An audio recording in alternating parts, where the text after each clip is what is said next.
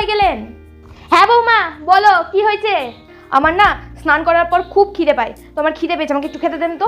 রান্নাঘরে যাও, গিয়ে দেখবে পান্তা ভাত আছে, পান্তা ভাতটাই খেয়ে নাও যাও। কি আপনার কি মাথা টাথা খারাপ হয়ে গেছে নাকি? আমি বাসি ভাত পান্তা ভাত কিছুই খাই না। আমি সকালবেলা স্নান করার পর গরম গরম ভাত খাই। যখন গরম ভাত খাওয়ার অতই শখ তখন নিজে রান্না করে খাও না। অতই সোজা আমি রান্নাঘরে ঢুকবো?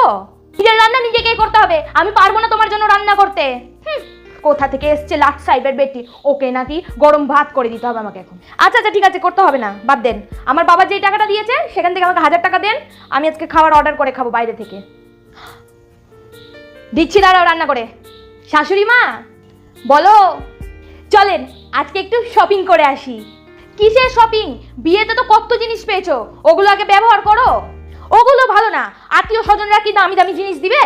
আজকে আমি কটা দামি দামি শাড়ি কিনবো, চলেন রেডি হয়ে আসেন। আশা